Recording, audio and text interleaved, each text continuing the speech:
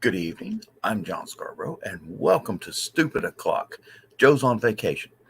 All right, bring in the rest of the crew. There's Bill Batman, and Bill the Batman Sartain, and then Dan Hollyfield. Sitting in for Bill Sartain is Robert Pattinson, not to be confused with Robert And- Pattinson, the actor.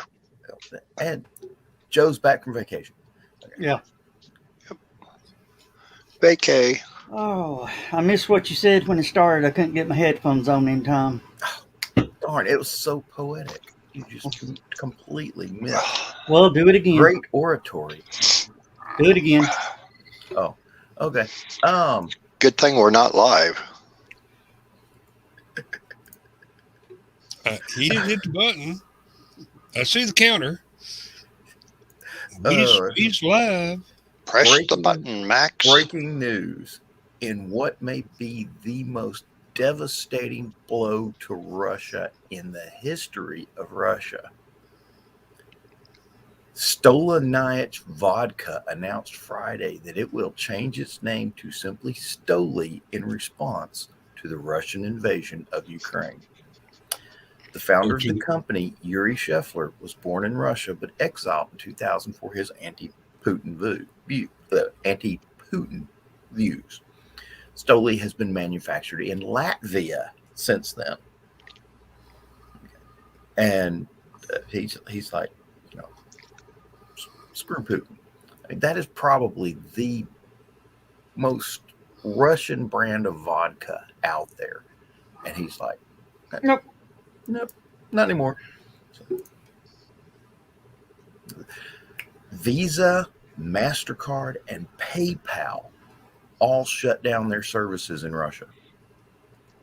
Visa and MasterCard, you know what a blow that is to their economy? Money's running out. That's literally like, that is billions of dollars that people in Russia can't spend. Hey, Sarah. Hey, Sarah. And I also said hear Sarah.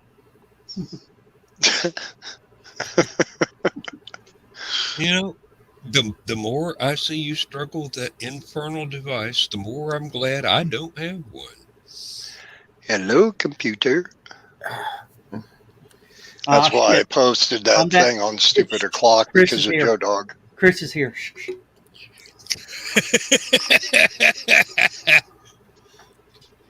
Good evening, Chris. That only works on people who are already I know by now how you are, so. Of course, I told him the news that happened today. What's that? Down in Dalton. Tell everybody else then.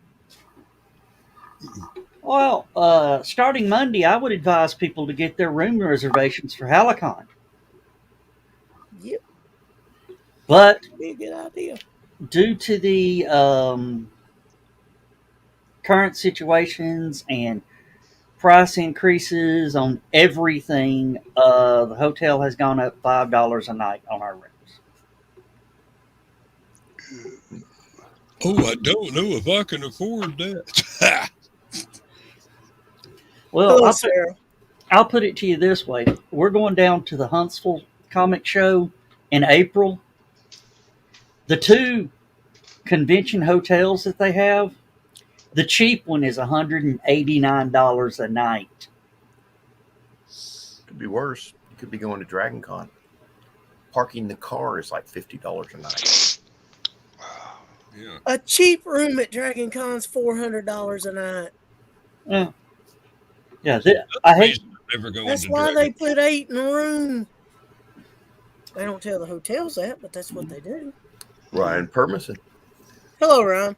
Hi, Ryan. Hey, Ryan. Hey, Ron, welcome to the show. Don't send him a link, anybody. He's already got the link. You put him on the list. Okay, forgot. Yeah. He's shown me leashed. I'm tired, Ryan, but I'm good. Get in here, Ryan, if you're not busy. I'm kind of iffy at the moment. Lindsay wanted to watch the special on the Beatles on Disney Plus, so we had to subscribed to Disney Plus, and now I'm going to get stuck watching Mandalorian and all this other crap people have been blathering about for 2 years. The Book of Boba Fett. Yeah, Yeah, well, and all that, all these superhero shows that I don't really have any interest in whatsoever. And if you believe that, you'll buy this watch. Dan, I will tell So you, I did. the Beatles, Let It Be, whatever they're calling it, Yep, that's one that you don't sit down and try to binge watch. she did. Oh my! How long is it? Hey, she's English. She grew up in the period. She sat down and she goes, "Hey, this is like watching history unfold." And I go, "Yeah, but you lived through that, but you didn't get to see all this behind the scenes stuff." Well, it's I think like 3 or 4 episodes, and each one's like 2.5 hours long. She watched the entire thing today, and yeah. I probably could too. Actually, The only problem she mentioned was she had to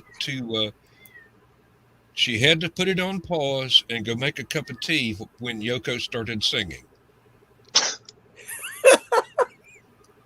Why'd she put it on pause? She should have just gone and made the cup of tea. She'd have been done by the time she got back. Yeah, just turn the volume I'd- on. I'd put it on fast forward and go make a cup of Perhaps she tea. was spiking the tea. No. She made herself a nightcap here.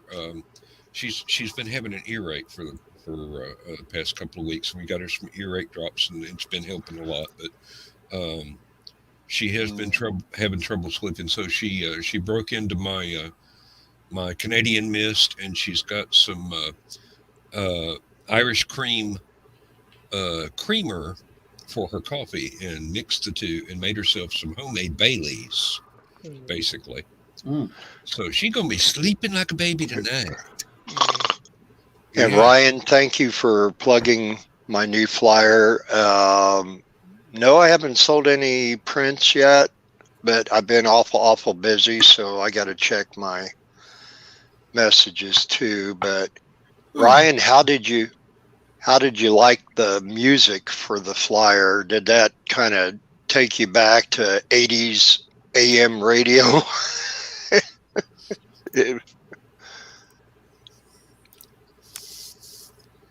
Oh, Dan, did you see that video that I posted? I know Bill, because Bill liked it. What movie Hendrix. was? Yeah, what movie is this? And what would you give to have been in the audience that night? It was the night Hendrix played in front of the Beatles, and he opened with Sgt. Pepper's. Yeah. Mm.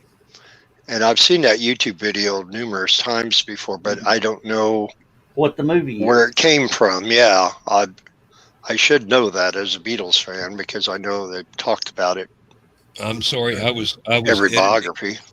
I was editing short stories for tomorrow's issue upload of Apelian all day long today. I did not watch any videos for anything. Not until about 9:30, 10 o'clock when I was able to watch a couple of things on YouTube that I've been binge watching. But that's neither here nor there. Yeah, well, that is definitely one you need to watch, because it's at the end. It shows. I think it was Paul standing up and clapping, but you can see Ringo up on the balcony drumming. Oh, okay. Yeah. And the manager was sitting back in the audience, just covering his head, like, "Oh God, why are they doing this? Why are they doing this?" Uh-huh. Because when he played for the Beatles, when he did that show, it was 2 days after Sgt. Pepper's dropped. Mm-hmm. So he had 2 entire days to learn how to play the song. No, he had about 30 minutes. He already knew the words. The band had about 30 minutes. Mm-hmm. Wow. Yeah, he knew it, and the other two had to learn it. Yeah.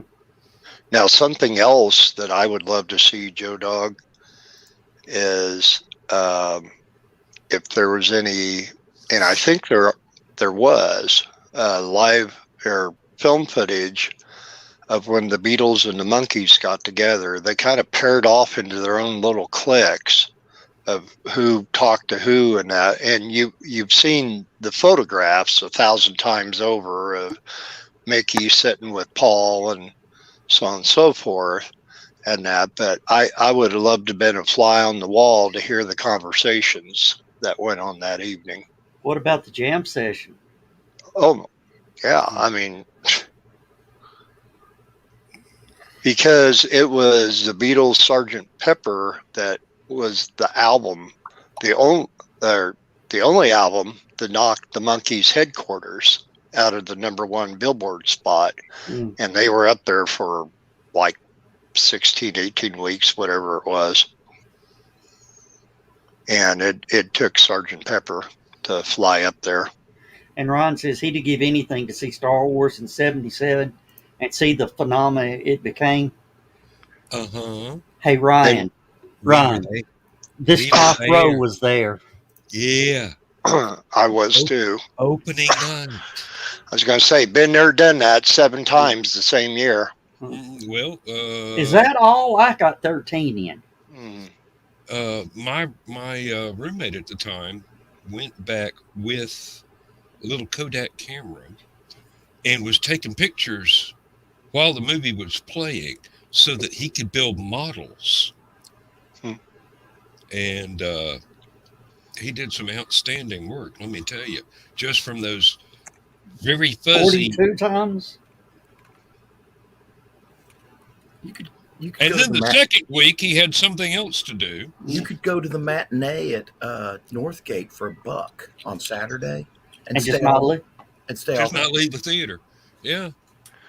Nobody cared. They would kick us out because that's what everybody was doing over in Danville. It played at the Fisher.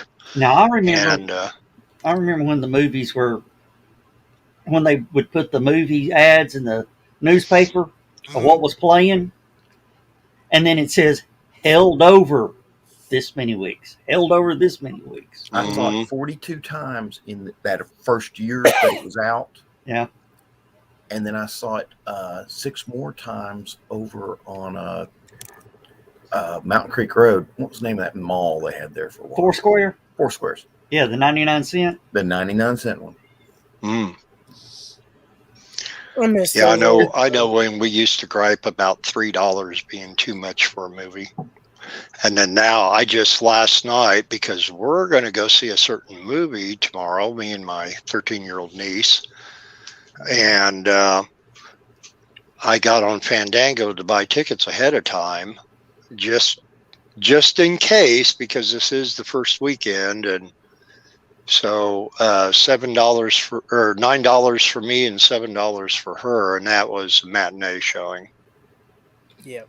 When I got the tickets for the Ghostbusters for me and my son, I remember it came up to whatever I had spent for an entire date with his mother. Oh God, we saw Ghostbusters Afterlife, and that was actually the last movie that I took my niece to see, and of course we absolutely loved it.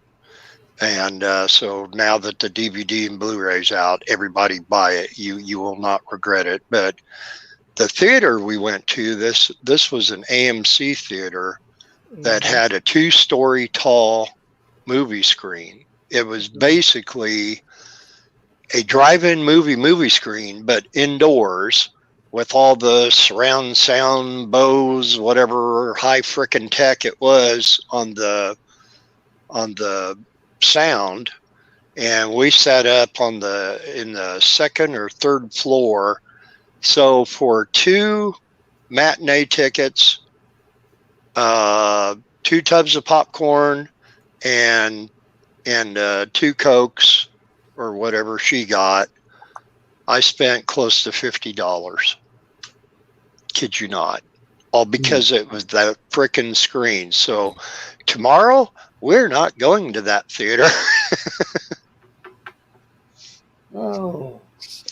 Actually going to the theater that Laura took Kayla for her very first movie ever in her life, to the Savoy 16. She's when Beauty and the Beast first came out, the Disney movie. That was Kayla's first movie, and saw it there. And so I think we're going to have we had a good time at the Ghostbusters, but I think we're going to have a better time Whoa, at the other. that was a comment dump there. It's all one word. Oh,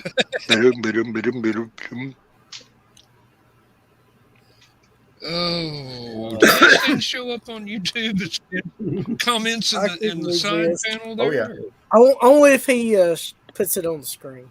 Yeah, only if it. Yeah, the Facebook comments aren't seen on YouTube.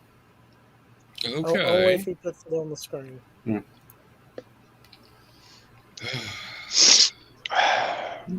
Well, where is the Whitsmans? Yeah. He's probably getting his beauty sleep so he can make his early morning Meyer run. Well, he I had should a have gone to couple bed things. earlier. Well, I had a couple things to tell him and Donna. I saw Carl's brother, Denny, today, working out by the highway. He's a Oakwood police officer again. The big trucker convoy was coming through down Interstate 74 today. He was up there working. Oh, they got evicted from Canada? Well, they're headed to the Capitol. And there's a lot of them. But anyway, protest is a protest, I guess. Well, quit your damn protests and start getting the shit on our fucking shelves. Yeah. I'm sorry. They I'm not supposed to say the bad words, but that. And Chris, you missed my snarky comment because Bill talked over me. Yeah. You said Carl needed his beauty sleep, and I said he should have went to bed earlier. I heard that part. Oh, yeah. I thought you said something else. Oh. In addition to that. Oh, that's right. They were coming from California. No, Carl's brother was up there on the overpass because they were putting American flags all across the overpass, and he was up there kind of directing traffic. And I thought about honking my horn and waving at him, but knowing Carl's brother the way I do, I figured I'd spook him and he'd fall off the side of the overpass onto Interstate 74. So thought, better not do that. No. Green room comment, though. Yeah. Trying to self-edit here. He's a good guy, though. Denny is. As much as Carl pokes at him. Well, Carl likes poking at people. I pick on my brother, too, but... Yeah. Oh, and you can tell they're brothers. They act like brothers. Yeah. When Donna had her birthday party, we were over there, and Denny stopped in for a little while, and they were it was like watching the Smothers Brothers, seeing the two of them together. That was probably entertaining. It was. Yeah, The question on my mind is which one of them had a yo-yo? Good question. Well, I think Carl played the bass. I played the fiddle. I would have been in here a little bit earlier, but I was finishing up watching The Dirty Dozen too. I hadn't seen it in a long time, so I saw it pop up. I'm like, yeah, I'll watch it. Older version, I hope. It was the sequel to it that had Larry Wilcox that played in Chips. Oh, yeah, okay. And Ken Wall that played on Wise Guy, and a couple other notable actors. Gavin O'Hillery, who was Dan O'Hillery, character actor's son. He's the one that played the main bad guy in Death Wish 3. Okay, question since you mentioned Larry Wilcox. Hmm. Why did he leave Chips when he did and was replaced by the taller, blonder guy? Which I Contract don't. dispute. It's probably salary dispute, It was a contract dispute. and Yeah. him and Eric Estrada didn't get along too well to begin with. Now over the years they patched things up and all. Mm. But when you're young and hungry and trying to get top billing in a show, it gets competitive sometimes. Well, those girls liked Eric Estrada at the time, so that was. Oh yeah, Yeah, those like it's down to the one that shows up on the teenage girl magazine's covers most often. Well, I think they both did. Actually, they both had their fans. It's just that was like Emergency with Kevin Ty and Randy Mantooth. I remember seeing Tiger Beat and whatever other Yeah, teeny bopper magazines, and they were both on the cover. I was trying to remember the name of those things. I think my sister got one or two of them every once in a while, but not regularly. When I was going to the hospital by ambulance, they were getting ready to put the IV in my arm, and they did this, and they had to do it twice. And the one guy turned around, looked at me, and he says, it's not as easy as it looks like when Kevin Ty and Randy Mantooth do it at the beginning credits of Emergency. and here I am puking my guts up, blood and bile and everything. And then I start laughing, which of course doesn't help matters much, but it was a funny moment, though. I mentioned that didn't improve the situation at all. Yeah, and these were young. I mean, these were younger people. Hey, Guy and girl. reruns happen. Mm-hmm. Yeah, And- I know. I think Cozy's TV still shows it. I love that show. And it took me the longest time. I didn't put the two together that Kevin Ty was the owner of Double Deuce Roadhouse and Roadhouse. Mm-hmm. But him and Ralph both have aged fairly well. And did you see we lost Tim Considine? Yeah, I saw that. We also Seriously. lost.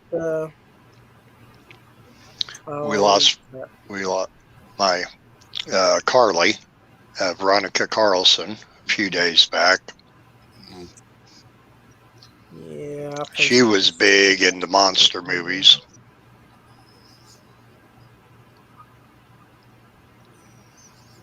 I'll think of it in a second.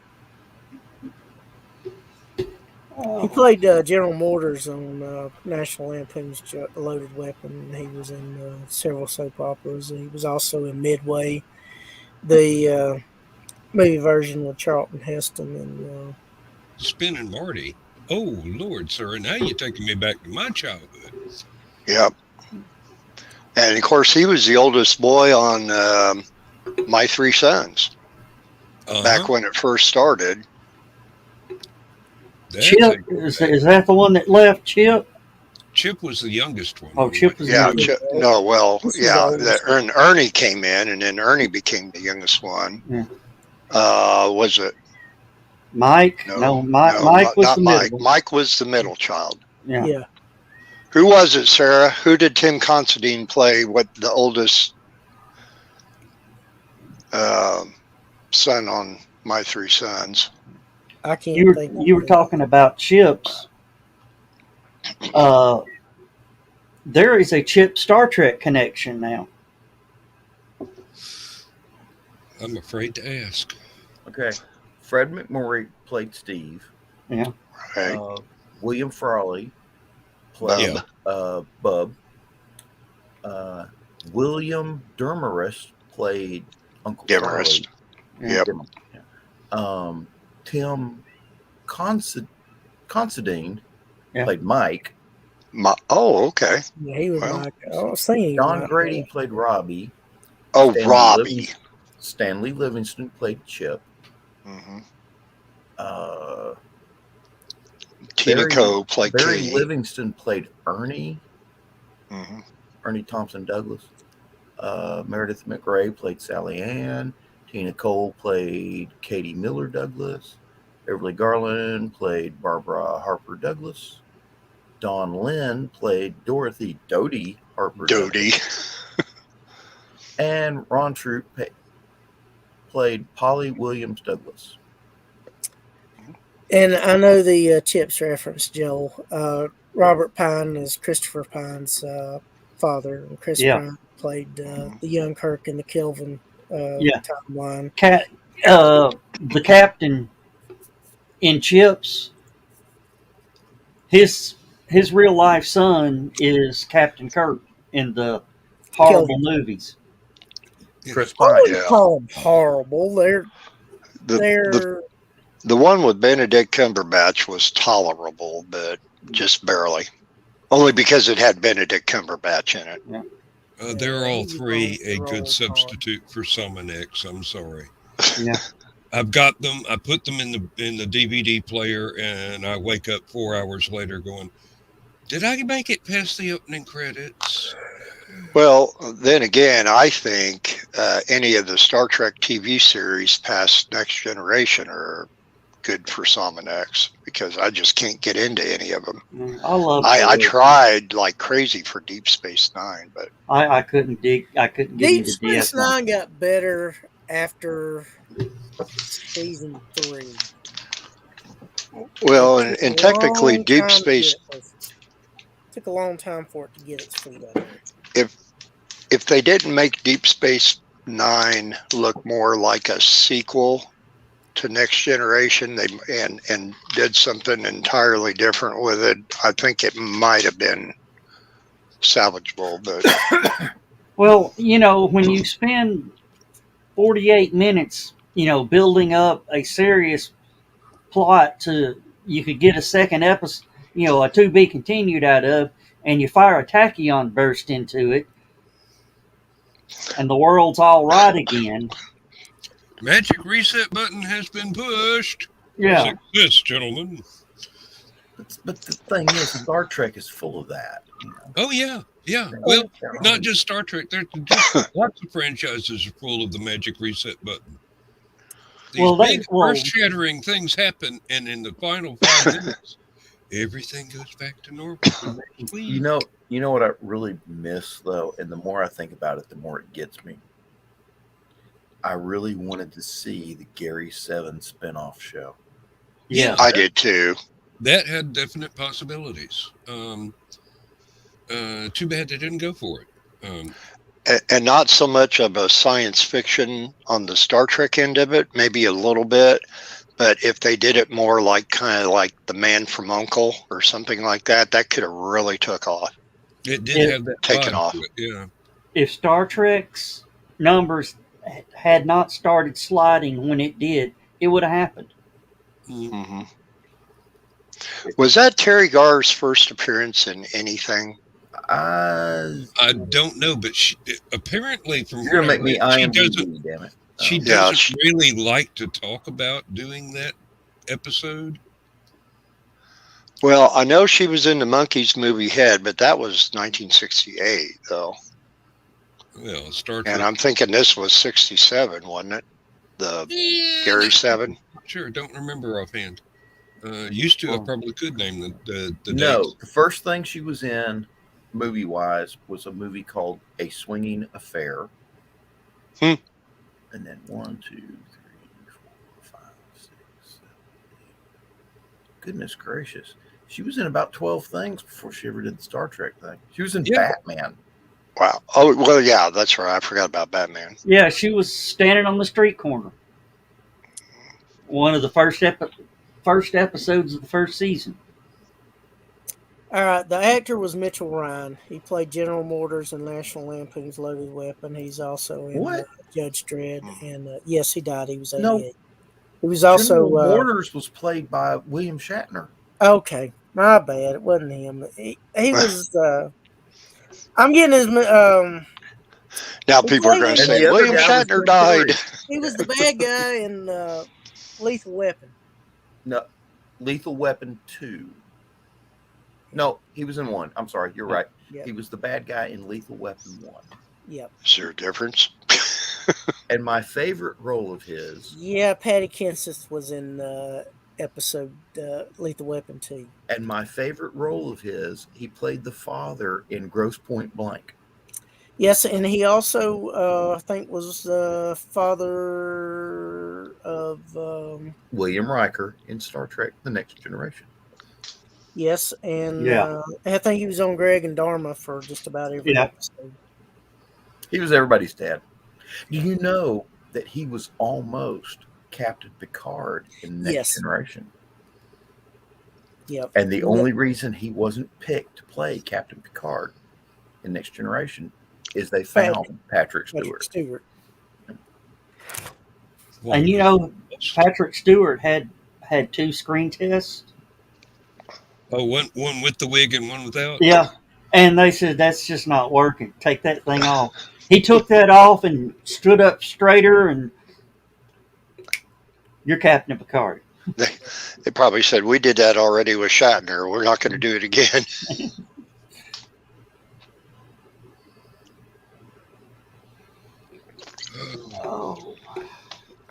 Have y'all seen? Does anybody have Amazon Prime? Yes. You have got to see Lucy and Desi. You know, they did the one being the Ricardos. Mm-hmm. They came back and did a biography of Lucy and Desi, going back to their early career. Do you know? It's one of the more infamous scenes of the Three Stooges where they take the seltzer bottles and soak the 3 girls. Mm-hmm. One of those girls was Lucy. Oh, wow. She was the queen of B movies. Will wonders never cease? I remember seeing Lucille Ball on Fibber McGee and Molly movie, Look Who's Laughing.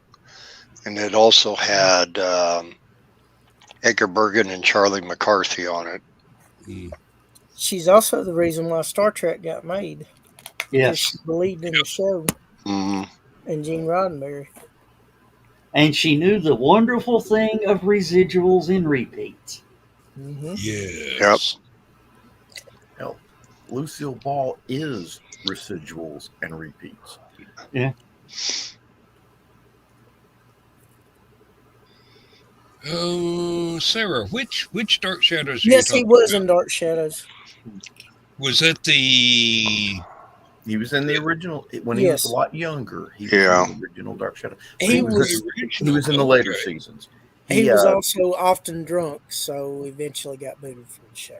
So he was in the Blue Whale. No. In real life, you mean? Okay. Yes. I've got thousands of episodes of Dark Shadows on this hard drive somewhere, and I can't get through. Just go on Tubi TV and you can watch the whole series. I can't get through them. I mean, they're my favorite episodes that I wanted to repeat, but there's no way to find out which ones are which. The episode guides online do not help. That's when you sit down and watch it, stop it, pause it, rename file. Yeah. This is not the one with the disembodied hand and a black leather glove. No. Excuse me. I started when I found out they were on Tubi. I started from episode 1, and because I never saw those earlier ones, it was always after Barnabas showed up. Quite a bit after Barnabas showed up, actually. And Dan, you don't have to subscribe to Peacock to download it to watch content. I wish you just would download Peacock and watch the new version of Battlestar Galactica and go into it with an open mind. By the 3rd episode, you'll be hooked. What else is on the one with It was a good reimagining. Yes. Are you talking about the one with what's his name? Katie Sackhoff. Okay. Yeah, I was trying to think of Adama's name in real life? Apollo. No shit. Edward James Olmos. Yeah, Yes. Edward James Osmos. Yes. Yeah. Osmos. Osmosis. You've been rebuilding some stuff with lumber, ain't you? Yeah. Edward Hey, James I like Osmosis. I liked him in Stand and Deliver. He played a good job doing Jaime And, Escobar. and if nothing else, Dan, just the battle scenes are absolutely the best cinematography I've ever seen. They don't have lasers. No Star Wars laser blast or anything like that. It's all ballistics, shells, and stuff like that. And nukes. Two, the spaceships fly like spaceships, not fighter planes. Yeah. Yeah, they can do a full be flying at you like this, do a 360, and still come backwards at you and fight shoot whoever's and shoot coming behind them. So Yeah. That reminds me of playing Defender on the video games back in the 80s. It's like I said, it's some of the best cinematography ever. I'll take your word Oh for yeah, it. and one of the things you'll really like just about watch it, 33. Yeah. Yeah, that's the one that. That's the one that got you hooked, huh? Yeah, that's the third episode. the dynamic between Commander Adama and the colonial president is awesome. Yeah, Just the way they go head to head. they got a love-hate relationship. Oh, big time. And our irony of Richard Hatch playing a guy that that's fine. Richard Hatch is actually in the scene, but he sort of plays. he's a shady individual with ideals, and think that he he's used complex. to be an IRA bomber. Okay. Yeah. That was, or the guy that was getting the money for the IRA to make bombs. He's that kind of character. You don't realize it, but you gentlemen are not helping your cause whatsoever. Like I said, you've got to go in. Everything you're saying is making me reaffirm my Dan, to do with that crap. Dan, tits. I can see those anytime I want. I don't even have to buy a subscription. I've got some live in the house. Okay, so for Dan's sake, what else good is on Peacock that he can watch if he doesn't get hooked on Battlestar? The original Battlestar Galactica. Saw it in person. I still remember it. Yeah. It was kind of cheesy, but it was okay. Yeah, it was cheesy. There is no cheese in the new Battlestar Galactica. Yes, then why would I watch it? Lucy Lawless. Yeah, Lucy Lawless. Okay, now you're finally speaking my language. Tricia Helfer. Yeah. Faintest idea. She's modeling. Sexy as hell. Yeah. What's his name? I can never pronounce his name. Cedric from Deep Space Nine played Baltar or whatever. Oh yeah, Baltar. Ugh. Yeah, Baltar. Yeah, Baltar's a slimy sack of shit. Complex, unique. Look, guys. I gave Firefly a chance and didn't like it. It was only one season. I mean, hell. I didn't either. So don't feel bad. You're not alone on that one. I know. Well, everybody else seems to love it, and I'm very happy for them. Y'all love this. I'm very happy for you, but thank you. I don't intend to buy any of your pamphlets, and I never lost Jesus, so y'all can go peddle your papers. You know.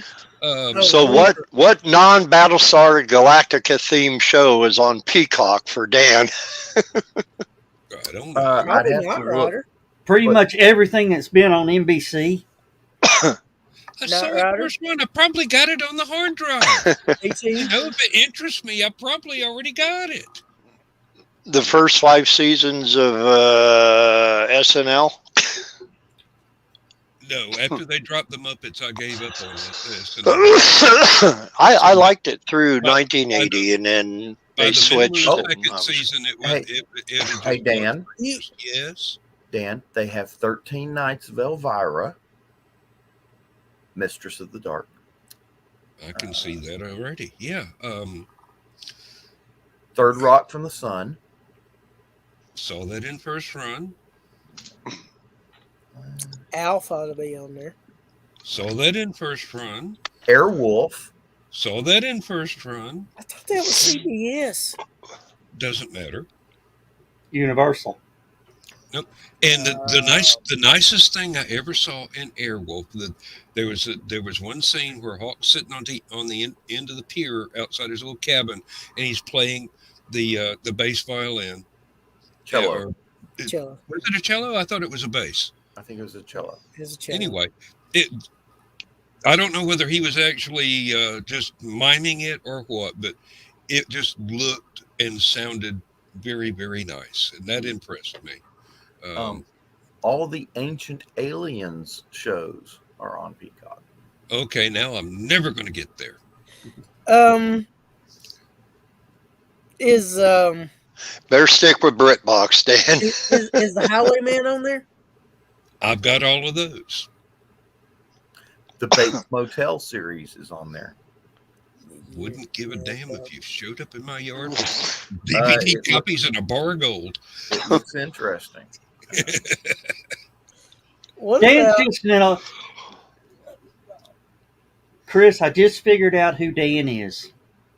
I found out who Dan's doppelganger is. okay. Mr. Magoo. Dutch. Oh God! Thank you. He's not I don't that think so. rough I don't think so. and grouchy. That's his attitude I am toward grouchy. That's his attitude toward shows. If he don't like it, it's a piece of shit, and nobody else. No. And If I nobody don't needs. if I don't like it, I don't like it. If other people Okay. like it, Okay, wait a Go, minute. going back to the My Three Sons reference, maybe he's Uncle Charlie. Actually, I think I found one he'll like. Cheers. I love That's Cheers. no fun. I enjoyed that back in the day. Yeah. Norm! Chicago PD is also on there. Yeah. What about That something was else? pretty good, actually. Death in Paradise is more my speed than Chicago. I love the Paradise series. Jeez, that's Crime. Oh, they got the Crime Story series. You remember that one? Dennis Ferreira, based in Los Angeles or Las Vegas during the 50s. Yeah, I vaguely remember that one. Yeah, it was a good series, and it's on there. Started out with Del Shannon's Runaway. Yep. I was quite fond of one called Broken Badges, but that's because everybody was really quirky in it. They have the original Dennis the Menace series, the 1950 version. I love that. I watch that every morning on Downton Antenna Abbey. TV. There you go, Dan. Lindsay has all of the DVDs. Oh, does she? Okay. Yeah. I figured y'all I were. figured she'd have that. Or, Yep. or as my friend used to call it, Downtown Abbey. Yeah, really. Well, Which that's a different series altogether that can only be spoken of in the green room. Downtown Abbey. Sarah, I apologize. Early Burt Devlin, was that in reference to Mitch on Dark Shadows? Mm-hmm. Yes, when she said that, I recognized. Yeah, because we used to get home from school just in time for our one of my cousins that was babysitting us while my parents were both working all day. Dark Shadows was her major soap opera. None of the rest of them could come close. And we just sit there and I'd go, wow, this is like shock theater with better commercials. If they had better special effects and didn't have like when he was walking off the set and stuff going wrong with it, that show would have been even more awesome. No. One of the ways I always describe classic era Doctor Who to people is masterpiece theater acting with a Dark Shadows budget. Hey, Dan, Yes, they have the Greatest American Hero series. I love that. Yes, I did. Yeah, that was a fun show.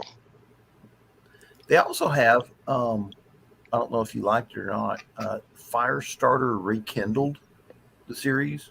Nah, Came out not on, my it was on cup of tea. Sci-Fi. It was okay. Not my cup of tea. Dan, you mentioned about getting out of school to go watch Dark Shadows. We would get out of school, and just about 2 blocks down from the school was one of my schoolmates' house. His mom was the den mother of our wolf pack troop. And so we would go down there to have a meeting uh, um, once once a week or twice a week. I forget now. But anyway, it was Cub Scouts, but wolf pack.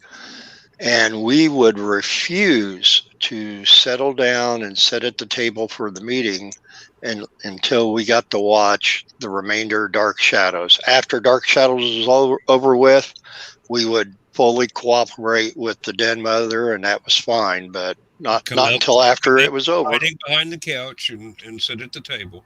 Hmm. Exactly. Yeah. Um, no, I mean, yeah, And I'm not a curmudgeon here. I mean, I don't hate things that I don't have any interest in. Keisha, I don't claim they're crap. Hello, Keisha. Just, you know, I'm interested in what I'm interested in and what I'm not. Well, if somebody else likes it, that's fine. that, that same here. I hear a lot of people talk about a lot of series that I've never seen in my life, either because I didn't pay for that network or I just didn't have a clue what it was and not even a least bit interest. And I just went on watching whatever rerun I was watching or new show that I actually did like. Now, some of them I've come back around watching the reruns, like new episodes, in particularly Magnum PI, the original one. Mhm. I love that show, and I would have watched it back then if I would have at least watched an episode or two. And Coach with Craig T. Nelson. Craig T. Nelson and Jerry Van Dyke. I loved Coach. And Keisha, you do Yeah, what you you need to do. Be safe among those storms. And I like your new profile picture. yeah, the storms were coming from her way. I know about an hour ago they were west of Quincy and they were headed this way, but I think they're going to kind of fizzle out. And but the ones to be concerned about, Keisha, is the ones tomorrow night. It's not going to be thunderstorms so much per se, but a lot of heavy downpour, constant rain. So I'm hoping to do my thing with my niece tomorrow and then get her back home at a decent hour because she does have school on Monday, and then get my butt back home before all that rain gets here. Yeah, we finally got enough dry and sunny days for the backyard to dry out. Now we can flush the toilet without it backing up because the ground was so waterlogged. The drain lines from the septic tank wouldn't do anything. I mean, it's like we can't go against the pressure, you know. Mm-hmm. Yeah. So I the keep last day or two has been And a relief. you're all flat land around there too, right? We're on top Yep. of it. We're on top of a hill. So Okay. Oh, I you are. was You're going to say not try. waterlogged. I I was thought you gonna were. say- I was going to say try to get your field line to break over a hill a little bit to where it'll start going down. yeah, well, it'd be nice, but they didn't build the house that way, and I'm not about to dig up the backyard and do it myself. I've got a nice little hillside in the woods behind the house, and it descends a good oh, 30 yards between the top of the hill where the house is and the middle of the hill where my property line ends, because there's more hill that goes on that somebody else owns. And then there's a nice little creek a couple of 100 yards behind the house that comes out, curves around and goes right next to my next door neighbor's house, two driveways down the hill. And that's where the damn tornado went through last year, or was it year before last? I can't remember which now. Well, And that when you say creek, are we talking? Can you jump across it? Can you throw a rock across it, or do you need a boat? we're talking maybe 2 feet deep and 8 feet wide. That's a stream. Well, pardon me. Can't fish in that. You can if you're after minnows. That's about all it's going to live in. Turtles. The hell? That's a hell of a place to put a spare button. Thing's been aggravating me all damn day and couldn't figure out what it was. It's a spare button they sewed into the shirt, but they damn near put it up near my armpit. Yeah, that's not an ideal place for it. No, that's not a good place to put anything. Except maybe a holster. And then it's awkward as all get out. I hate shoulder holsters. I just want to know. I just want to know where the Secret Service keeps that damn machine gun.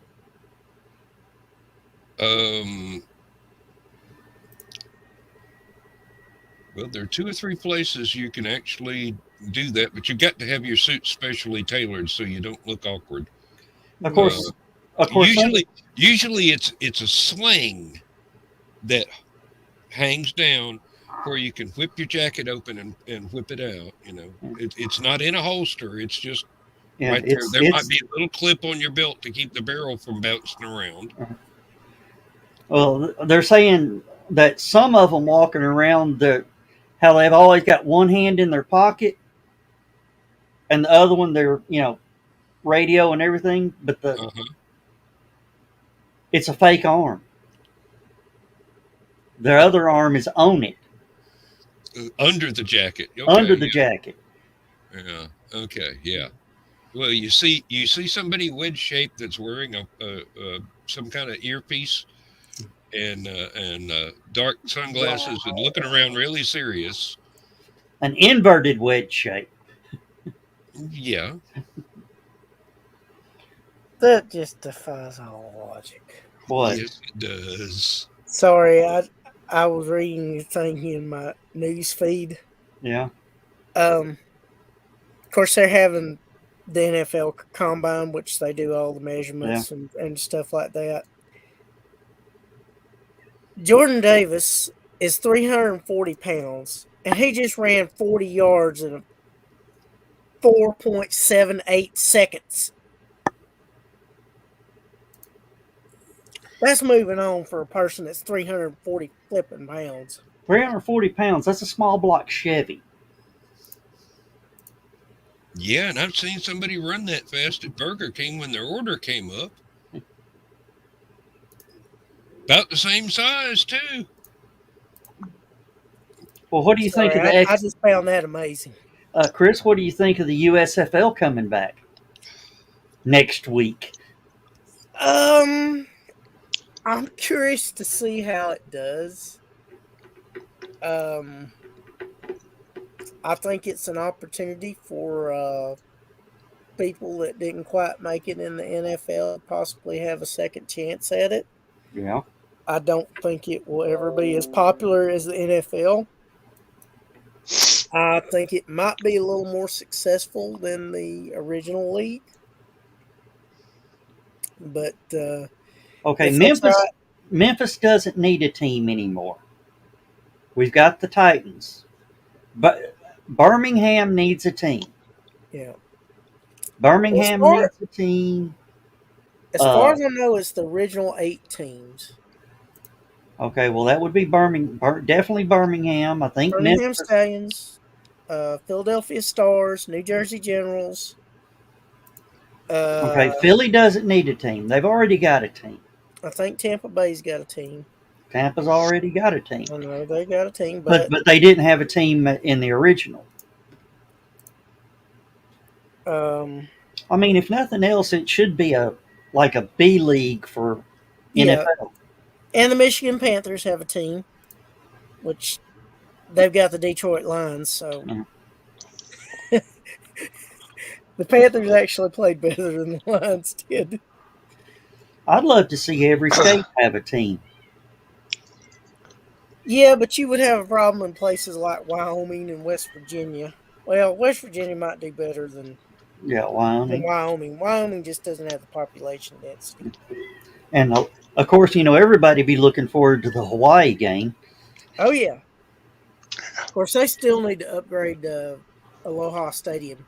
Yeah. NFL would have still been playing the Pro Bowl there if they'd done anything to it, but the stadium was left there to rot, needing repairs and updates. But it'll be interesting to see what happens. Like I said, I think it'll give some people a second chance, and it'll be good. But they don't need to try and go sue the NFL again. They might win, but it'll be a Pyrrhic victory like the first time. Why'd they try to sue the NFL? Antitrust law and stuff like that, and the judge awarded them the win in the case, but he only awarded them $1. Says, yeah, you got a good point. You did it. Yeah, but fuck you.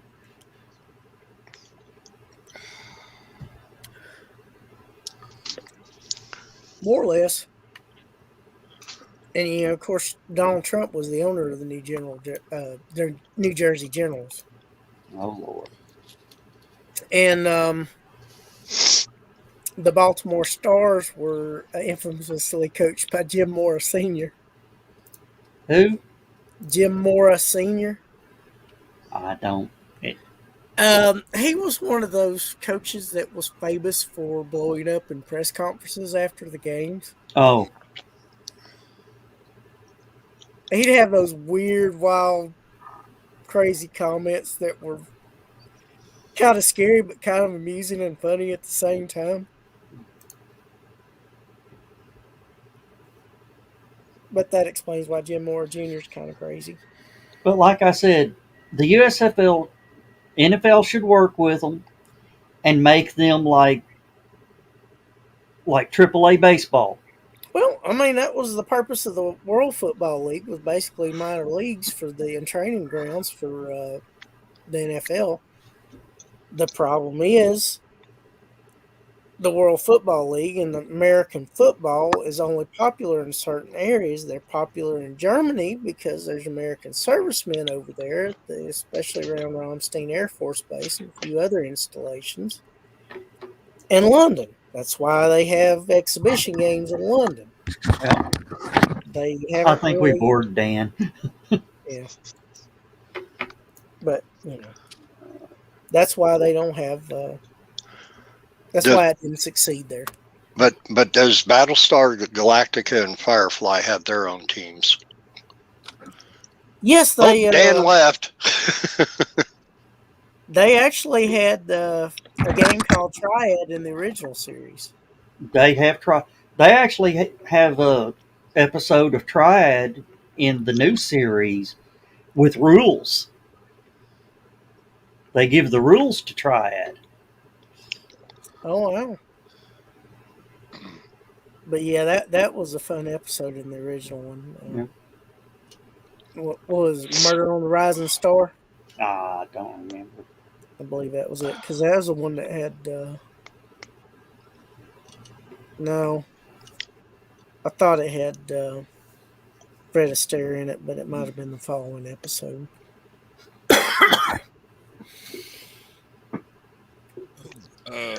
Something that startled me this week. Yeah. Changed the design of the can. Again? Yeah, I think this is maybe retro. I'm not sure. Yeah. I It vaguely does look remember him retro. looking like, Yeah. I vaguely remember him looking like that years and years ago. I like the Probably. font. Yeah. Well, Well, it's all it is something to catch your attention, to bring back the nostalgia, to get you that nostalgia feeling, so you'll buy it again. And marketing. Even though it doesn't taste the same the way it used to. And I no, don't care what product you're talking about, beer or chips or whatever. Bill, it's same shit, different can. That's all. Mm. It's No, just I'm talking about the actual taste of it, say back in the day compared to today.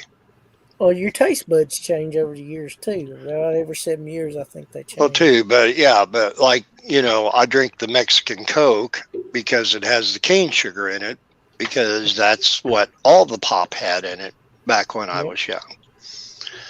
And now it's the high fructose corn syrup.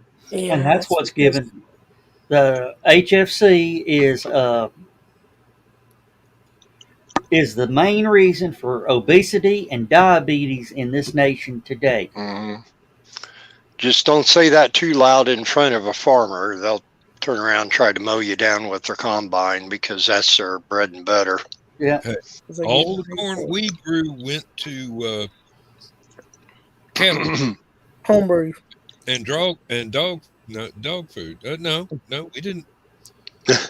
Well, my generation and my father's generation of the family did not own a still. A little bit further back, yeah, they're up in the hills of Tennessee. Yeah, there were several folks in the genealogy that knew exactly what they were doing, and I will tell you, fresh corn makes better squeezins than the the siloed up stuff for a while. mm-hmm. There's more sugar in it. Well, you got to actually pick it before it gets dried. Yeah. Not when it's good enough to be combined. So yeah, we all the corn that we grew went straight to one of two different places that were local, and three different places, and all three of them had their own brand of dog food and other cattle food that our corn would go into. So I want to briefly interrupt our moonshine matinee here to tell Keisha that I forget where Varna is exactly, but right now I'm looking at live radar, and Lincoln, Springfield, and Taylorville is getting some very, very nasty stuff right now, and they're under a severe thunderstorm warning. So I know Keisha's out in the middle of nowhere, but I just wanted to let her know that. I actually tried to look up Varna on Google Earth and had the damnedest time trying to find it. Apparently, it's got 4 streets, and they all meet in the middle. And the entire town is smaller than a football field. Well, you've heard of the Bermuda Triangle. I think Varna is in the middle of the Beanfield Triangle. 6 people, including 2 children, were killed when a powerful tornado ripped across central Iowa on Saturday. Who? This is as of 53 minutes ago.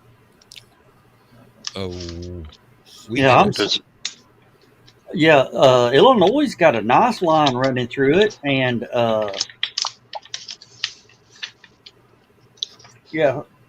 it's on Springfield now, just past Peoria, and Chicago's in line. Just keep heading for Chicago.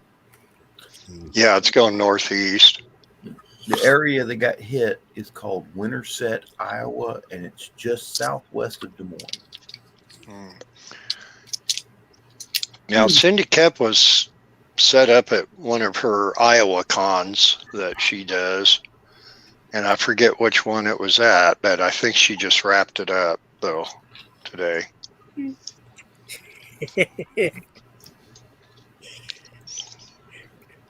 Sorry, I just saw a picture for Ice Pirates. Angelica Houston. Yep, Robert Urich and Ron Perlman. Oh, and what was her name from? Mary Crosby. Thank you. You got it out before I could say Dallas.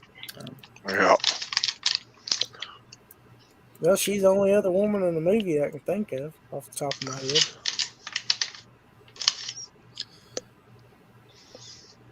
Quite frankly, I thought the robots were the most entertaining part of that movie, but the human people were fun too.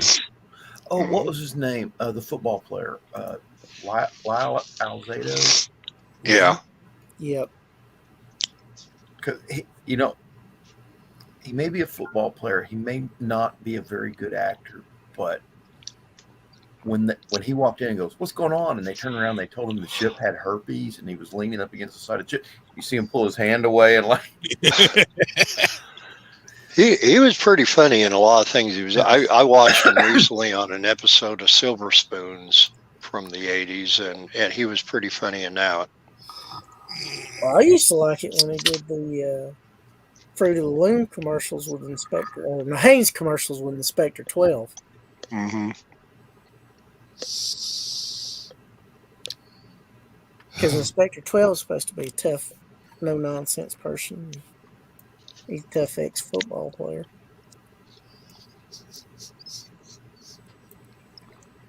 And he was also in... No,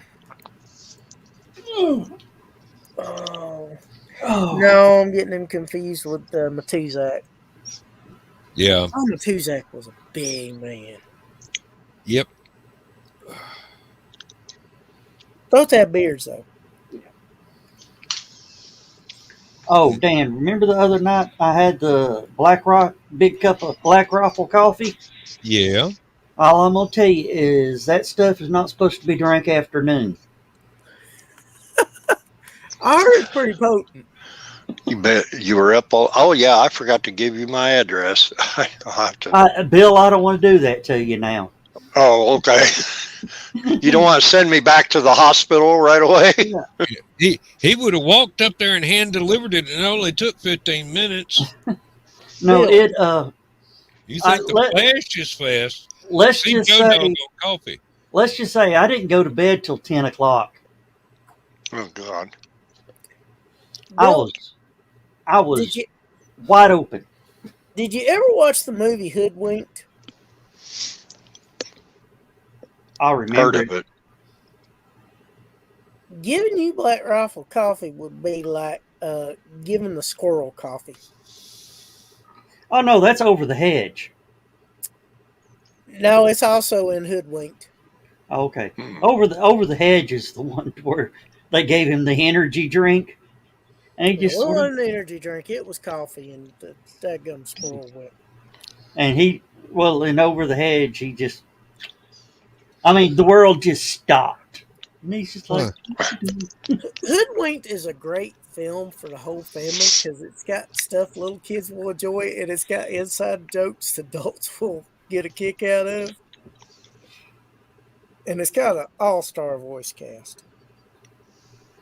The innuendo. Oh, there's an innuendo. There's, like I said, there's one-liners and all sorts of stuff that, like I said, adults will love, and the kids will love it because of the animated stuff. When you got Exhibit and Patrick Warburton and Andy Dick and Anne Hathaway and a few other famous people in there, like I said, it's good stuff. I remember that one episode of Futurama where they had what's his name in the red jacket.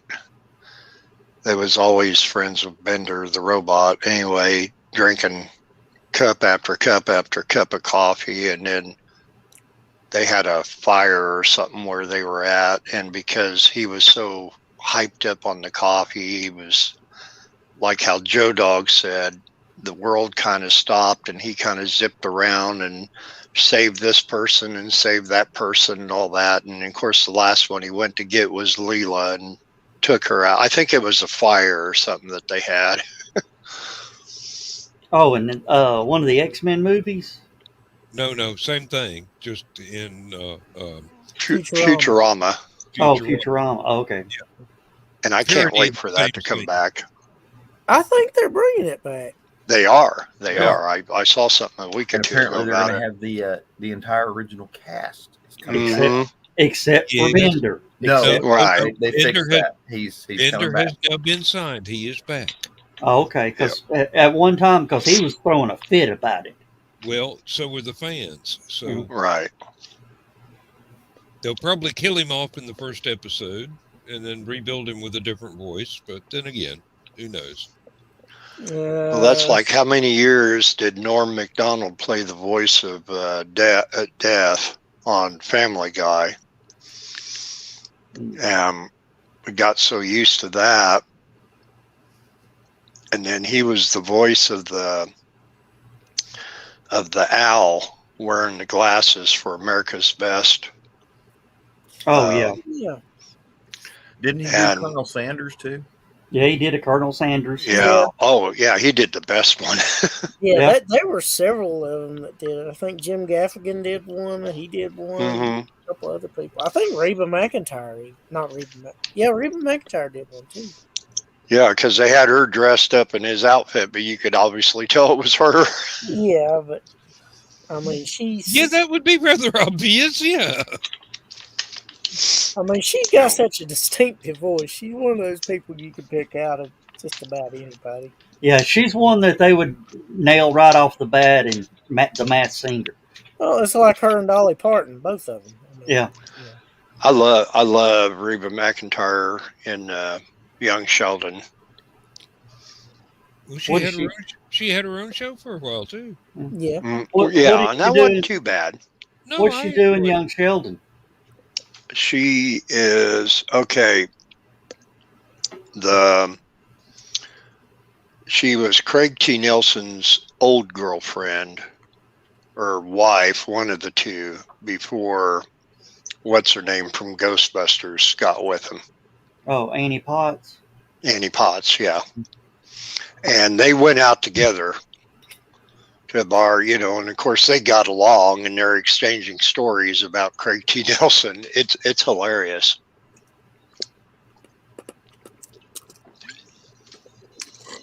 Yeah, I seen. Speaking of Dolly Parton, she just had a new album that dropped.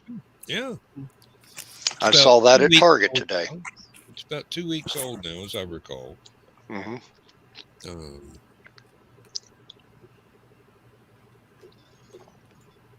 Well, knowing her, it's got to be good. Yeah, well, I've always liked her music, and I haven't really heard anything she's recently done. But either way, I would say good for her. I believe I first saw her on Porter Wagner back in before color TV was invented. Yeah, mid-60s. Yeah. With hair up to here. Well,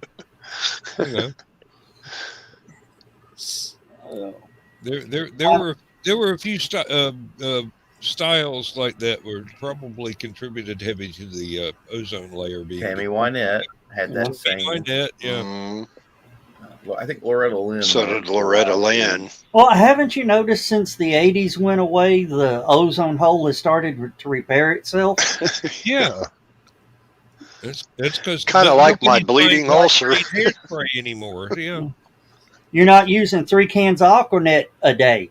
Yeah, really. An hour. One of my favorite Dolly Parton quotes was about Whitney Houston.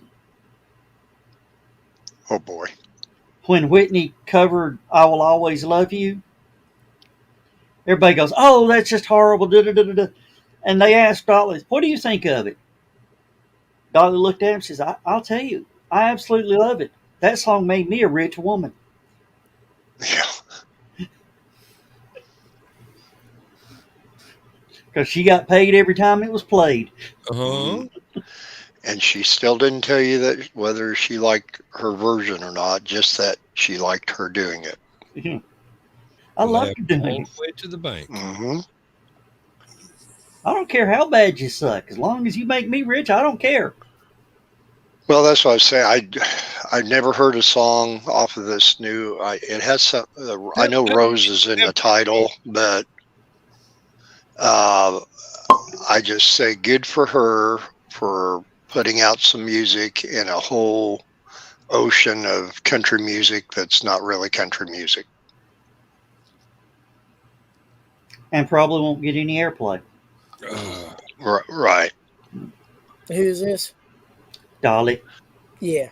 I know now, though, if you go to her website and order that CD, she will sign it, personalize it to you. Yeah.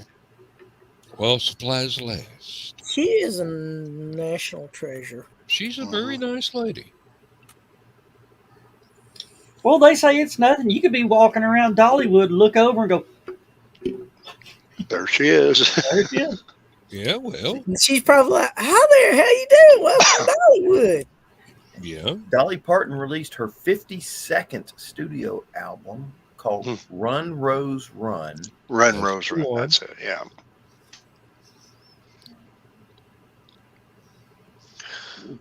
Which I like puts me that. in. The guy who's writing the story calls her the queen of all things wonderful.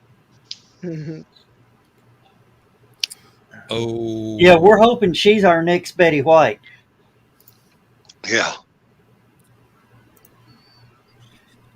Oh man. Well, I'm trying to think of who's really the closest in the running to that right at the moment. They're hitting one. Hey, Nita. Hey, Nita, how you Actually, doing? Hey, Nina. I would say Helen Mirren. She Gentlemen, must be watching somebody else. She said, gentlemen. here, But- honey, you need these worse than I do. Barbara Eden starting to get up there a little I think bit. we lost Yeah. Barbara, didn't we? No, as far as I know, she's No, still alive. she's still around. She still Hey. looks damn amazing. Corey's here. Hey, Corey. Hey, Corey. Dan knows Corey, he just don't recognize the name. And I know John knows Corey. Well, do you know? I don't know him, but I hear he's a spooky dude. There you go. Sarah, that is an excellent answer, and her daughter still looks amazing. And Mm-hmm. Chiba from the original. Yes, Helen Mirren is cool, and she's getting up there. Mm-hmm.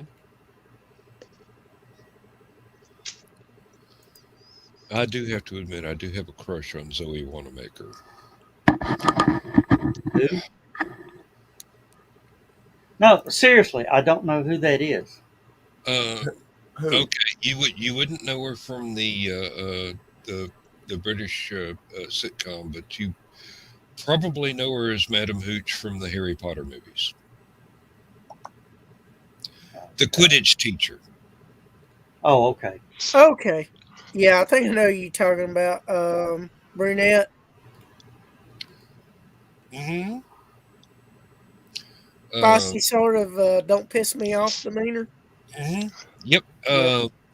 I actually I know what you're talking had run across her in a British sitcom, sort of a rom-com sort of thing, but she's got an amazing sense of humor. Can really deliver funny lines. Let me tell you, if the writers can pony up with some good words, she can deliver. So, and So then Chris is saying that she's got that demeanor of you may challenge that assumption at your convenience. yes, Yeah. But she's kind of got that rough attractiveness that you just can't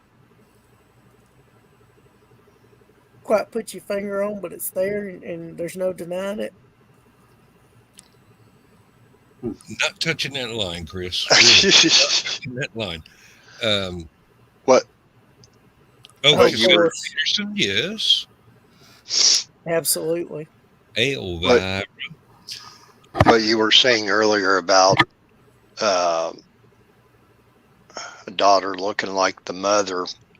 Do you remember Susan Richardson from Eight Is Enough? She played Susan Bradford on there, one of the daughters. I remember Yeah. Ada's, but I don't remember anybody's. Yeah. But that's her right there. Okay. Back in the 70s. So anyway, Cute as a button. I've been yes, and she's a very nice lady. Get ready, Dan. Here it comes. I'm friends with her on Facebook. I've actually been friends with her for about 8 or 9 years, and Do you she got communicate sick. with her? Do you communicate with her regularly? Yeah, actually, and one of her best friends I was communicating with on Facebook Messenger just a couple days ago, because I hadn't seen Susan post anything in about almost 3 years, and I know she had some bouts with a lot of health issues, and so her best friend got back with me and said Susan's doing really good, and said to thank you for being concerned, blah blah blah. She's posting some pictures in Messenger, recent ones, of her and Susan, but she also posted one of her and Susan's daughter, who looks exactly like Susan from the Eight Is Enough days in the mid 70s. So much so it is eerie. Absolutely eerie. You know, it's kind of one of those, Julian Lennon looking like John, or Danny looking like George. Danny's not a child. He's a clone.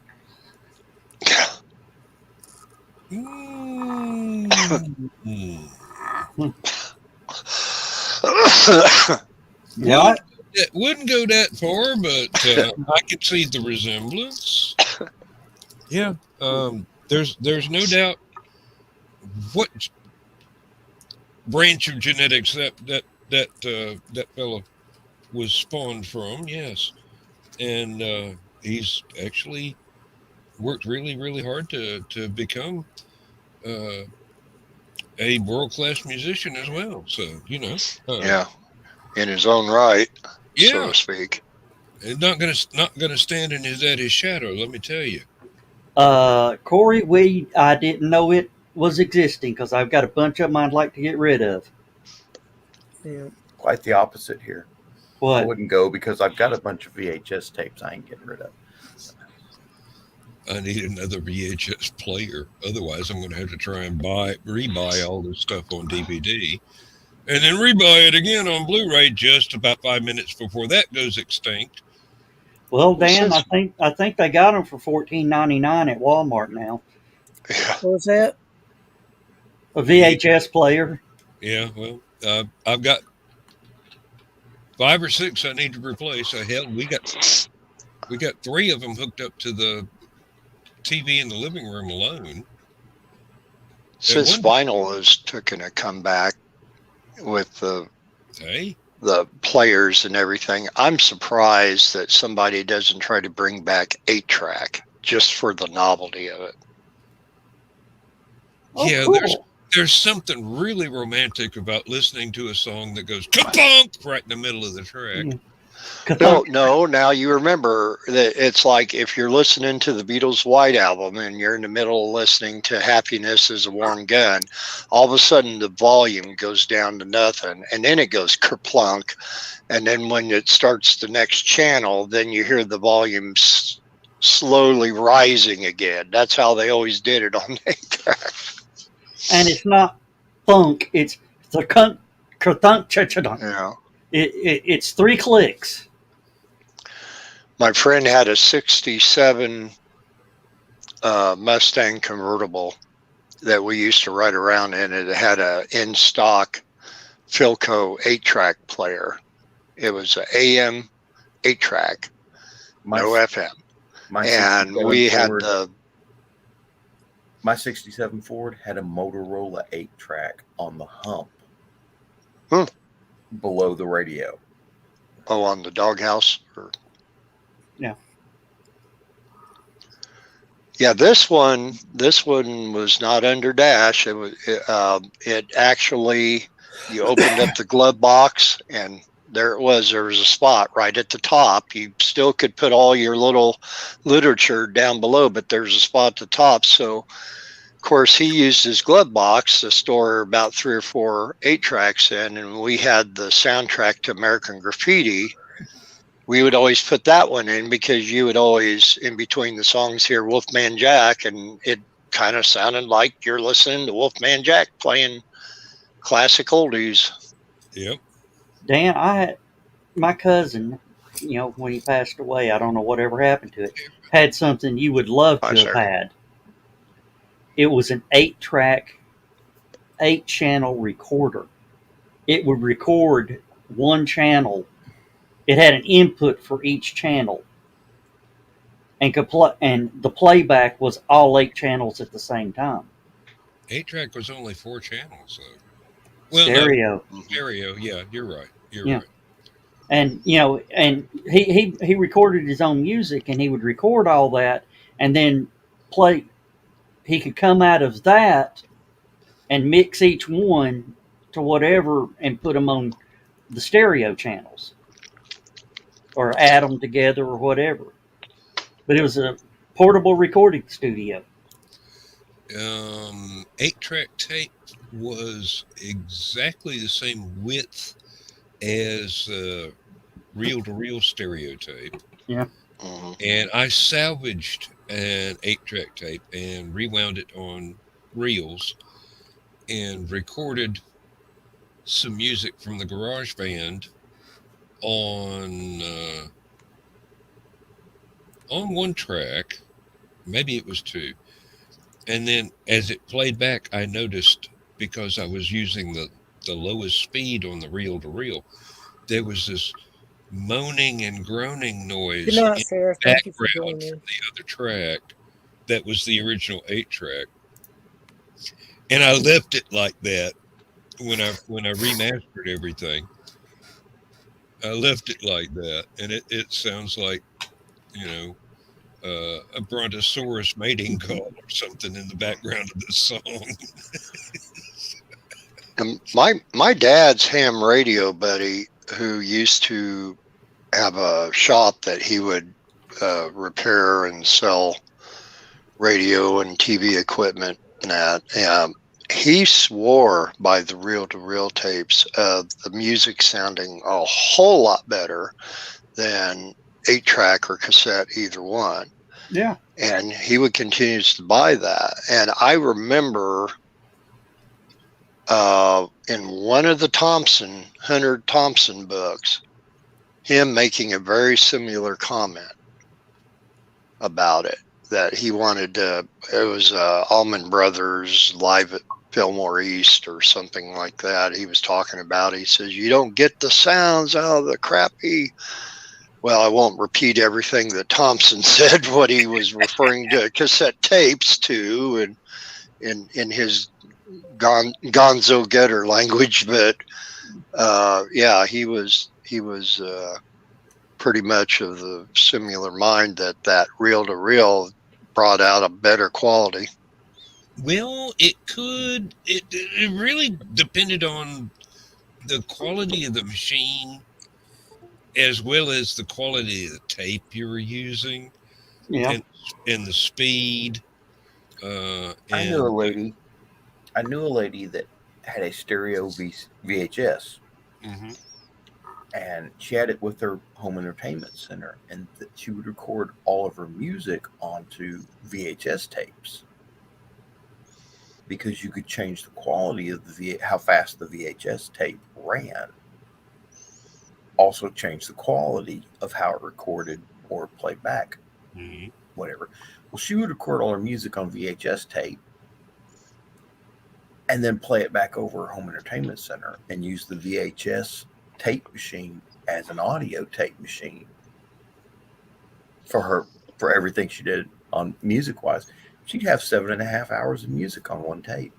Yeah, I had a couple of reel to reels tapes. If you recorded everything on the lowest speed, you'd have 12 to 18 hours worth of music on there. I think she did the mediums. You had, there's 3 speeds. There were 3 actual speeds on the motor, but you had a little thing that you could put in to the little spindle that actually turned the tape, where you could it was like having a dual shifter transmission on a big truck. I think you had extra speeds. You had slow play, long play, and super long play. Yeah. Correctly. Yep.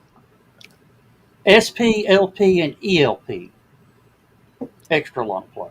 Yeah. But would the extra long, okay, Dan, maybe you might know this. Would the extra long be a thinner tape? Because I remember on the cassettes.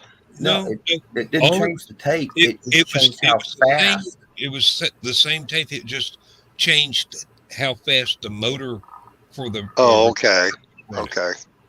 So you could, it was the same VHS tape, but it would record it. The machine would record at different speeds. So if you did slow play or long play, I can't remember what it's called, the first one. If you did slow play, it would record like, what was it, 4 hours of music, I think, or 4 hours of anything. Mm-hmm. It was 2, 4, and 6. Yeah, 2, 4, and 6. That was it. Unless you got one of the extra big tapes, and then you could pull out an 8-hour. Yeah. Now, obviously, about the little thing that you could put on the spindle to make it turn fast, that was reel to reel I was talking about. Oh. Mm-hmm. So you actually had 6 different speeds you could go with a reel to reel.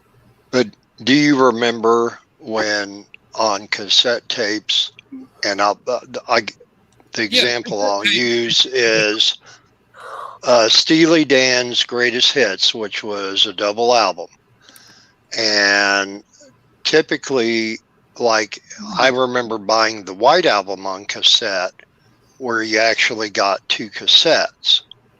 But then I bought Steely Dan's Greatest Hits, the first one, with the desert motif on the cover.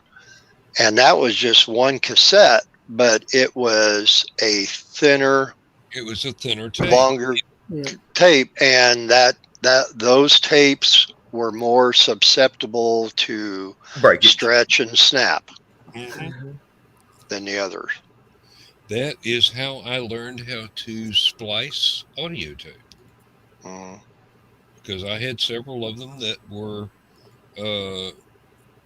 even if they weren't extremely long playing, they were not high quality.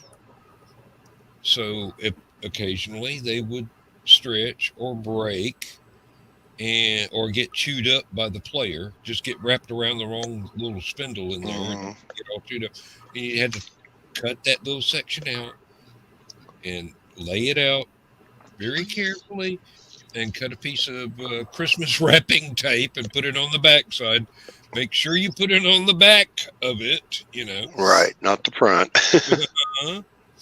And then take a pencil and put it in the spindle and roll it back up tight. Which if the tape just broke, it would work fine doing that way.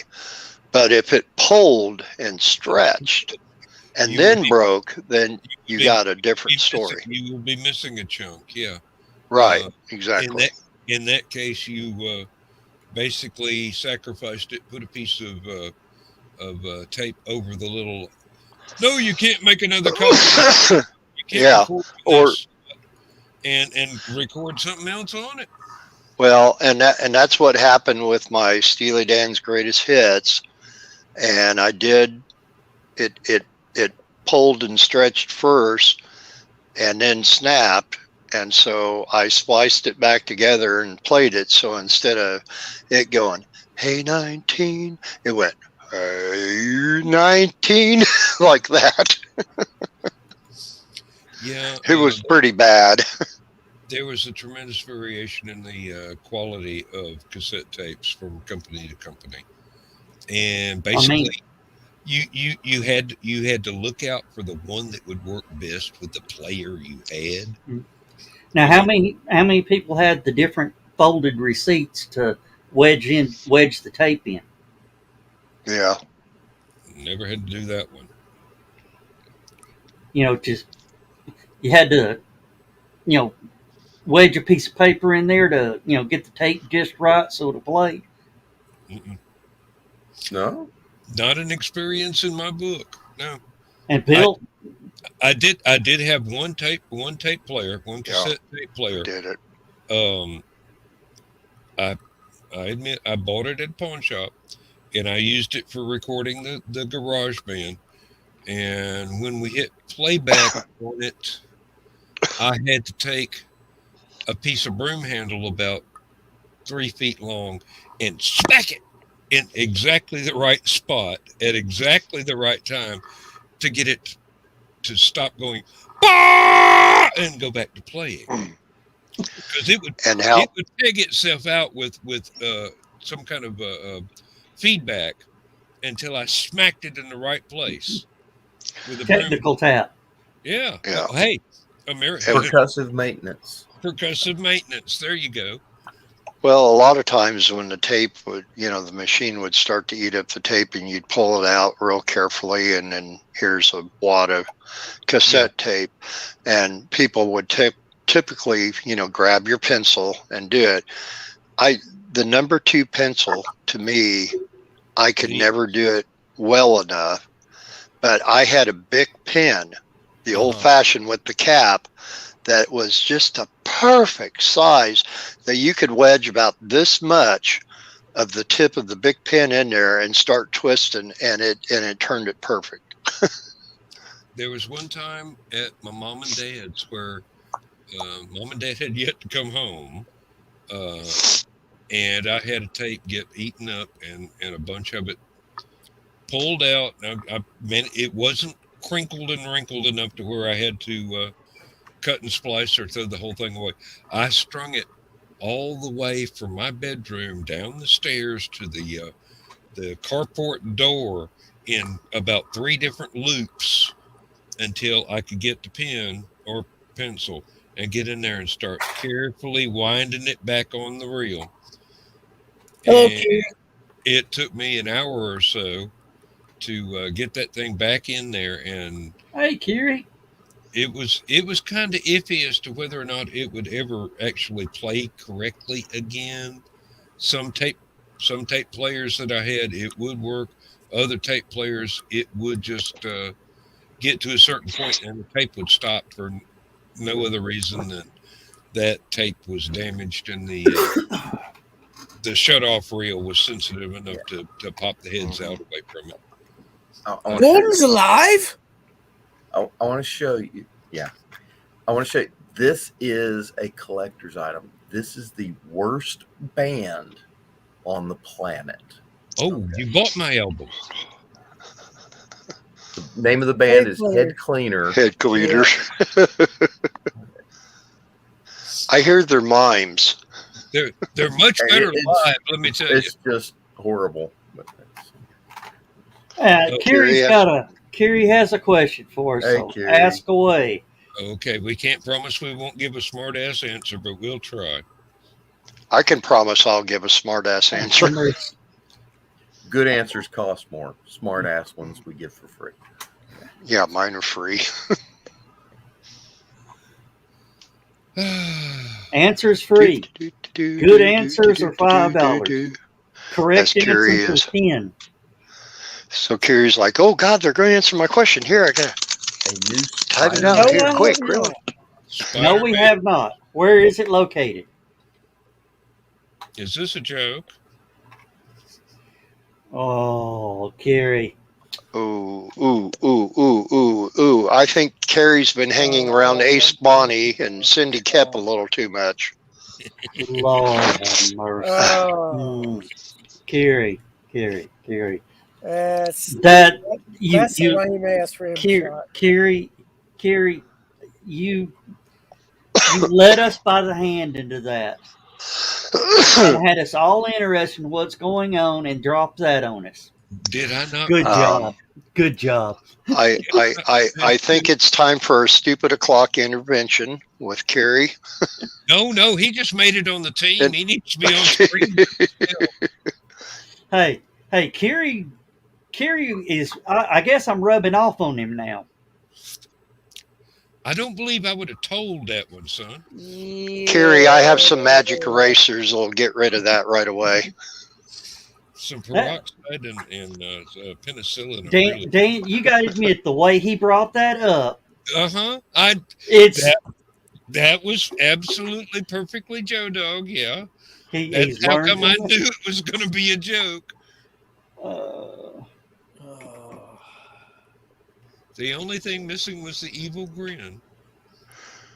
Well, sure it was there. Oh yeah, but we didn't get to see it. Here, we are now in the severe thunderstorm warning. No, I mean, I think Kerry's just graduated to the big leagues. We need to have him on the show every week now.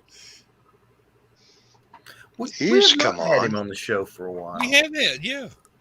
Or at least his avatar. Speaking of which, Joe, I forgot about this. We sort of touched on it Thursday. Yeah. And then I started thinking about it and said, that's something I need to tell Joe about. We have not extolled the virtues of StreamYard to our audience. Well, I think our regular audience knows what we use. Maybe. A lot of our regular audience is actually watching us on YouTube and Twitch and Facebook and everything like that. They may not even have a clue what StreamYard is. Spiders are barking again over here. No, that is. If they don't have a clue what StreamYard is, they've never watched a YouTube video in their life, because every YouTube video starts off with a StreamYard commercial. Seems like, anyway. See if this will work. Hey. Okay. Oh, there we go. No, I wasn't doing something that Joe was doing. Doing that. Like, circular logic will only make you dizzy, Doctor. I'm going to tell you, that joke's so bad, Kerry, I'm not even going to pull it up.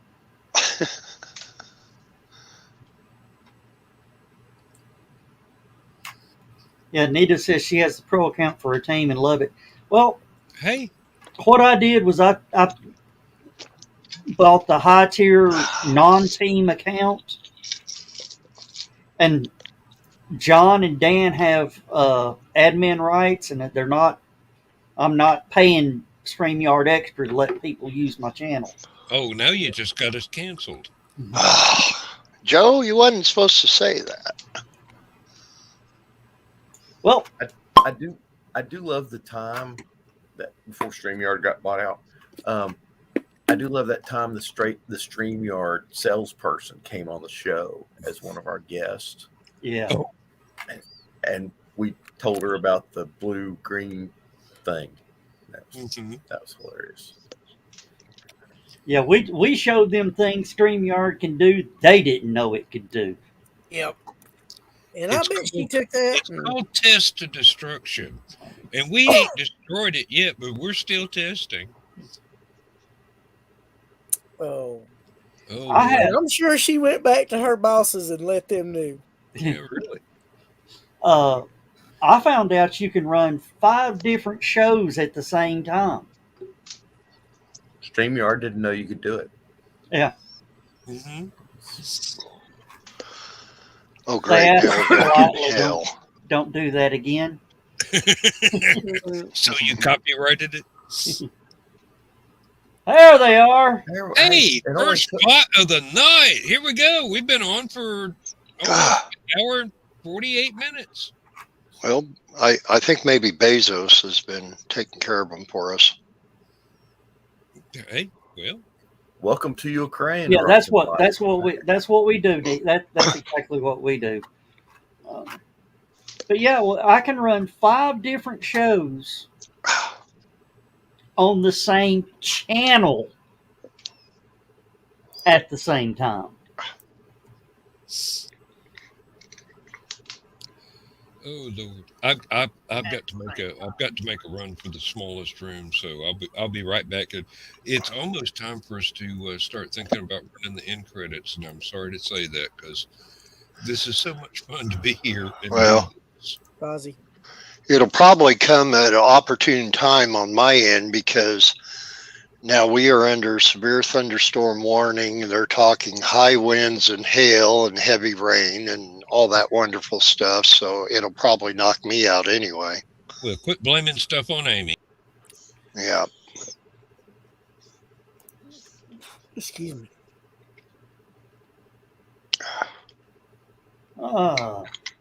I would not talk about Evelyn that way. Yeah. I'm gonna call you out on that one. I would not talk about Evelyn. Mhm. And you're too young to know anything about that anyway. Really? Yep.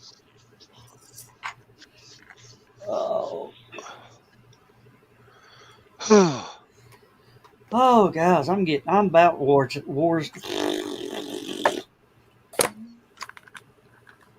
I didn't have my coffee. Mhm. Yeah, but we got the thing done. Yeah. Yeah, and I think I'm almost as geeked, if not more, than my 13-year-old niece to go see the Batman tomorrow. So I'll be happy about that. Well, I all heard I'm some gonna good things about it. tell you is if you need to stay awake, get your Black Rifle coffee, but don't drink it afternoon if you want to go to bed before midnight. I was thinking about sneaking in some of my vitamin water, but I don't know. I might need the Coke. No, I think it's going to be exciting enough for me that I'll get through all 3 hours, no problem. My niece, not so sure. I did lawnmower maintenance today. Got 2 of my lawnmowers up and running. So, airing the tires, new fuel, check the oils, all sorts of fun stuff.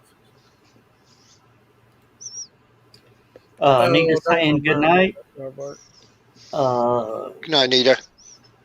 Yep. Good night, Nita. Oh, and it's going through Champaign and Rantoul right now. So, oh boy. Oh God, Kiri. Oh. Oh. I almost called you by your real name that time. Don't. Oh. It gets serious about right now. You start using their whole name. Oh.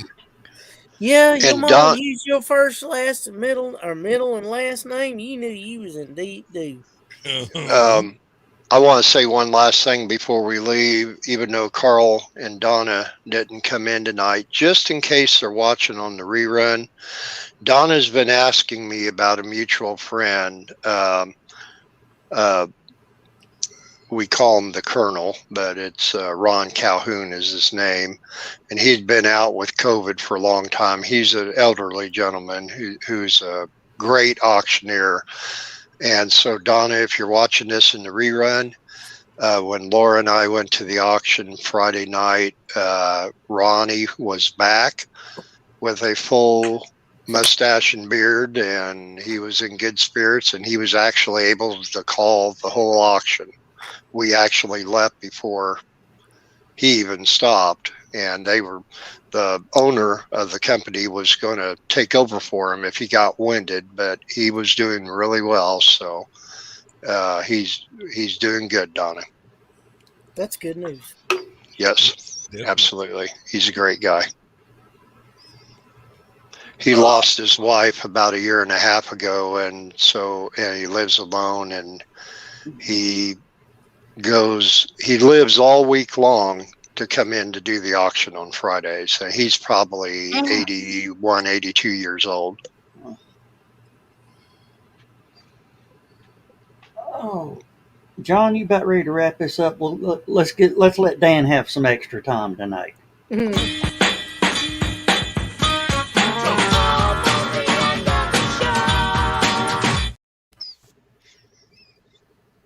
Does that answer your question? I guess so. That was a little early, but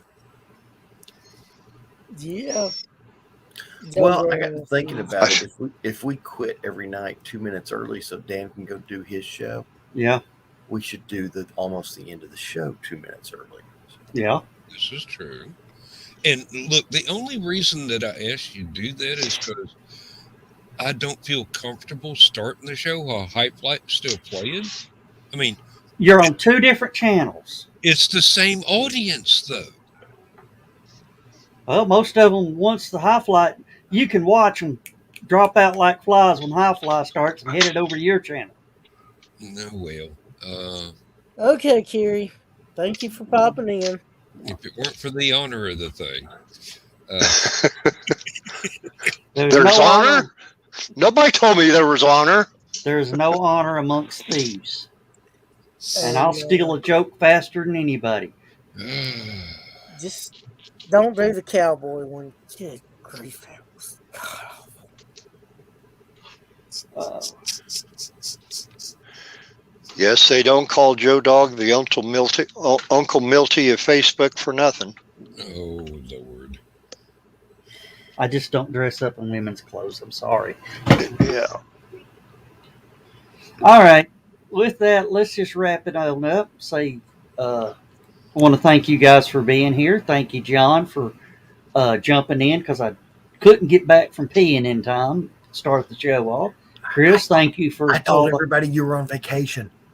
I had to pee. He was on vacation. Yeah. Don't and forget to remind everybody, Joe. Emergency. oh yeah. Was. Yeah. Also, if you're going to HallowCon next year or this year, Monday at 8 or 9 o'clock in the morning, the room block will open up to start reserving your rooms. Before they change the price again. It's $74. Is the link on the HallowCon Nah. web? It will be. It will be. It will be. Don't want anybody jumping the gun on us. Well, if they jump the gun, they're not going to get in the room block. Hey, Joe. Yeah. If you don't want them to jump the gun, get longer guns. Yeah, well, I just found out. See, I didn't know this happened. Some guy came in to the HallowCon room, booked the room through the HallowCon room block, then used his choice rewards points and got the whole weekend free. Ooh.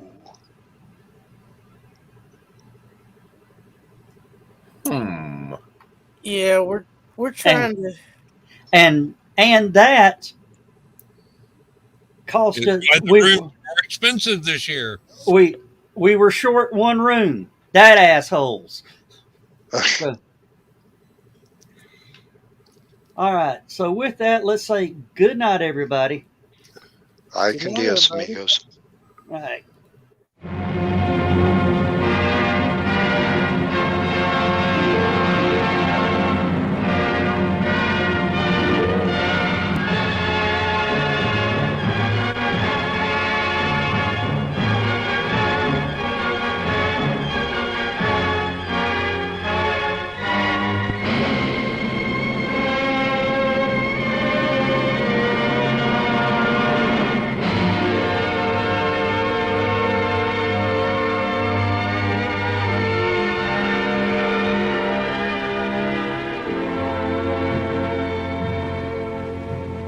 I have slept the surly bonds of earth